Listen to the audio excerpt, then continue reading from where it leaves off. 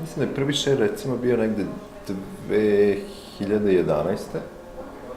Sad ideja da tu negde 2010. uopšte nisu te konferencije bile toliko popularne i čitava ideja o tome da se napravi kao neki događaj koji će se baviti edukacijom je bio poprilično radikalan u to vreme. Znači, tad još nisu TED konferencije toliko bile popularne u ovom regionu, niti omile drugih eventova koje sad postoje, tako da je to negde bio onako jedan eksperiment, jer mi smo jedan veliki deo te ekipe kao Share u stvari potiče od Exit festivala, koji je bio praktično jedan, i dalje jeste jedan veliki muzički festival, ali početci tog Exit festivala u stvari izlaze negde iz tog kao socijalnog aktivizma.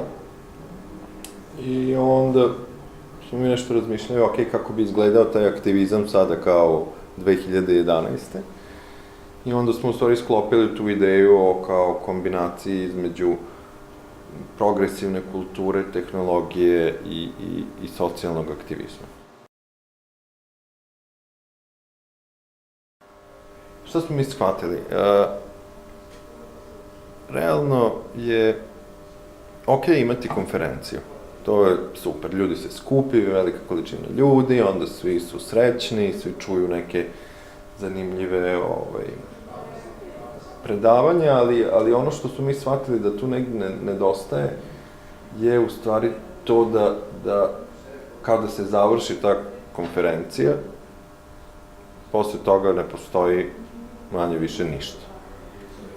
I onda smo u stvari razmišljali, ok, jer smo shvatili da je recimo i u Srbiji i u regionu je bilo par slučajeva nekih koji su bili dosta problematični po pitanju internet sloboda i uopšte ljudskih sloboda vezanih za tehnologiju, da ne postoji kapacitet da se na takve probleme odgovori.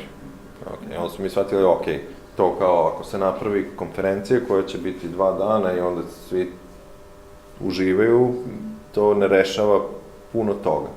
Negde pokreće ljude da nešto urade, ali kao u svojoj suštini ne može da dovoljno edukacije ljudima da mogu da se bave na ozbiljniji način. Paralelno s tim smo krenuli da osnivamo jednu novu grupaciju koja se zove Share Defense, koja je u stvari kombinacija pravnika i stručnjaka vezanih za tehnologije, u najvećem broju, recimo, to su cyber forenzičari. I onda smo praktično krenuli da se ozbiljnije bavimo slučajevima povreda internet sloboda ili ljudskih sloboda na internetu.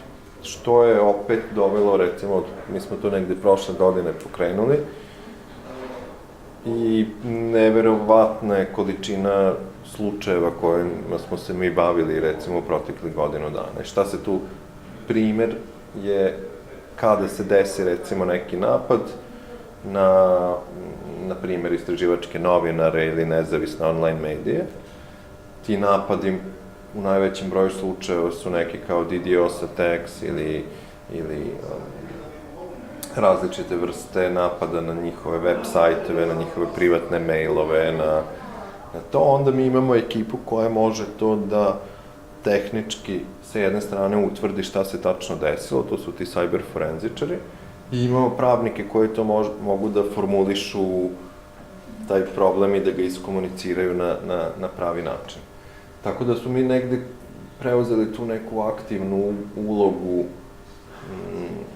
praktično watchdog organizacije u tom polju.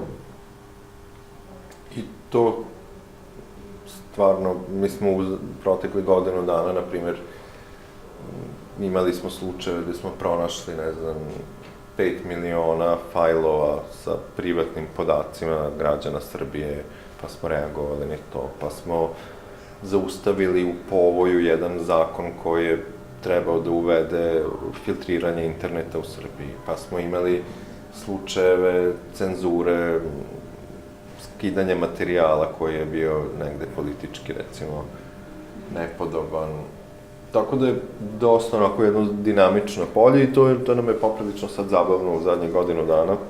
Dosta zabavnije nego pravljenje konferencija.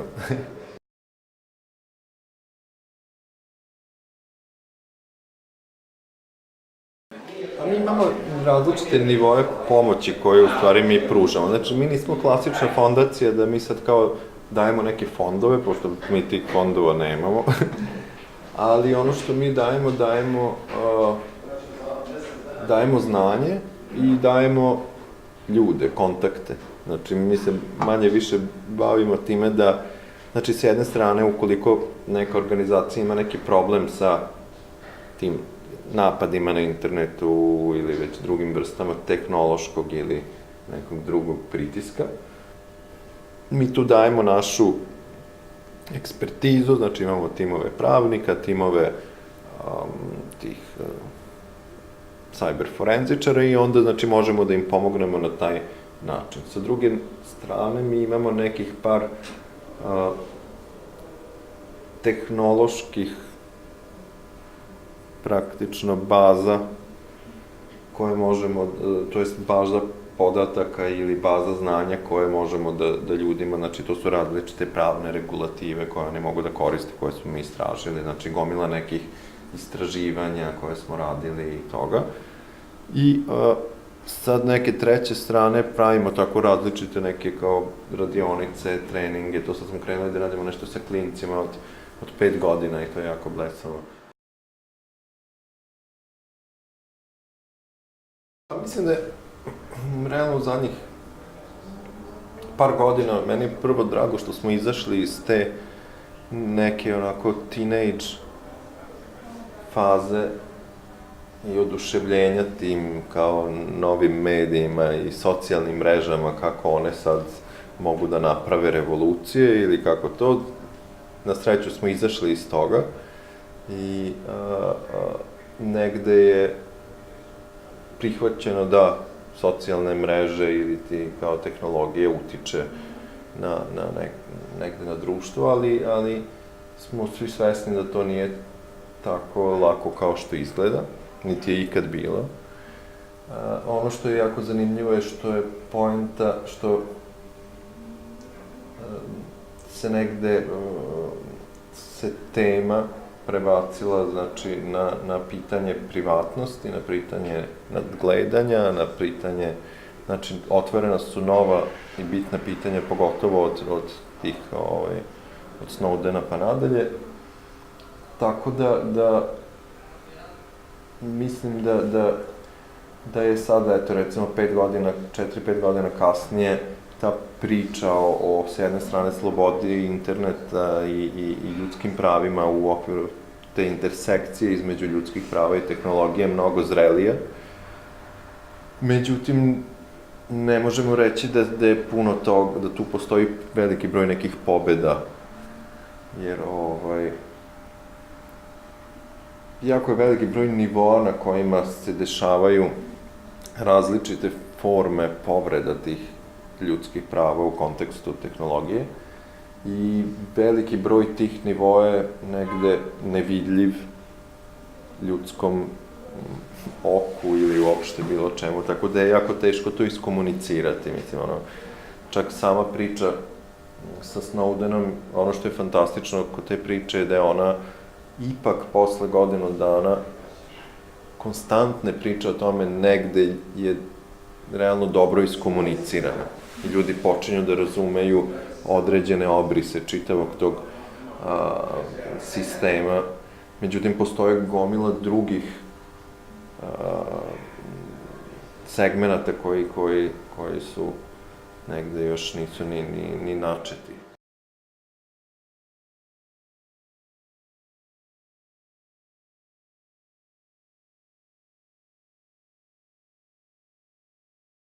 Nešto što sam ja oduvek realno voleo da radim, a to je da uzmem igru, kompjutersku igru, da je otvorim i da vidim šta tu unutra ima u toj igri i onda da probam tu nešto da menjam i da sad kao napravim neku drugu igru, znači da praktično neka vrsta hakovanja igara, ali ne u smislu da sam ja to nešto kao prodavao, nego kao čisto iz ličnog zadovoljstva. I onda smo mi, prva igra koju sam ja uspeo tako da nešto nabuđim je Quake 1 igra.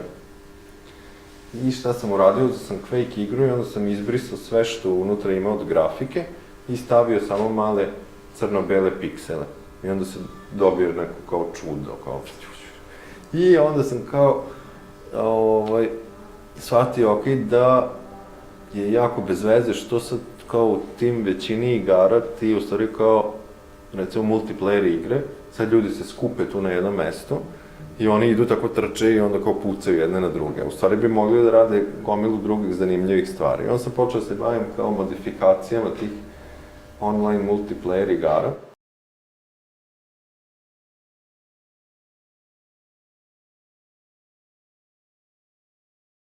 Mislim, ja tu imam onako dosta lično iskustvo, šta je znam, u početku mi je to, moram priznati da mi je to uvek bilo onako neki deo, jer ja kao polazim iz tog kao nekog umetničkog backgrounda i to, uvek mi je bilo kao malo tu mainstream, mada je kao u svojim prvim godinama stvarno to bila jedna neverovatna stvar, jer mi smo kao tad imali nešto 20 godina, jako mali smo bili, i onda je čudna bila ta pozicija u kojoj ti sa kao 20 godina praviš najveći festival u jugoistočnoj Evropi ili praviš kao kampanje koje su veće od bilo kojih drugih kampanja u koje iko radio, ne znam, u Srbiji u to vreme itd. itd.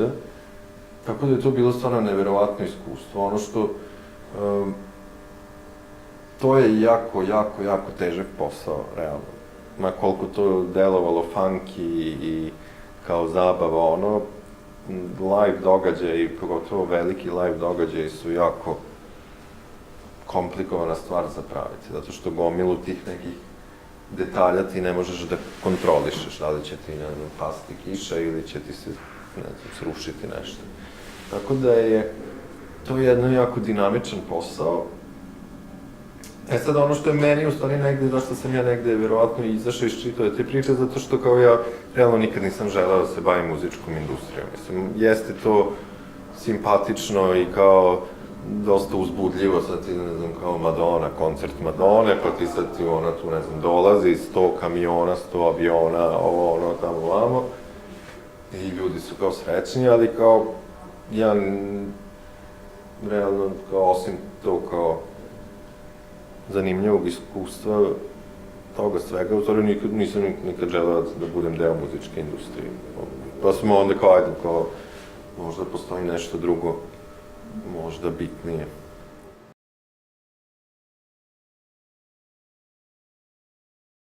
Mi imamo, ma koliko se to koristilo kao, dosta često spominjalo, mi realno nemamo ovde u našem, ajde da kažemo na prostoru ex-Jugoslavije, mi nemamo klasičnu formu državne cenzure kao što imamo u drugim državama, recimo kao što je u Turskoj, kao što je u Kini, kao što je... Znači, to internet filtriranje sadržaja, znači na koji način država može da blokira sadržaj, znači može na različitim nivoima. Na najnižem nivou, preko internet servis provajdera, može da se blokira pojedinačan kompjuter, ili može da se blokira jedan internet servis provajder, ili može da se blokiraju izlazi iz jedne države, znači da se filtrira saobraćaj prema internetu, da ljudi ne mogu da dođu do nekog sajta. Ali to nije realno situacija kod nas. Država za sada, bilo je pokušaj, eto sad u Srbiji, da se uvede to kroz taj zakon o kockanju, o igrama na sreću, ali to nije prošlo.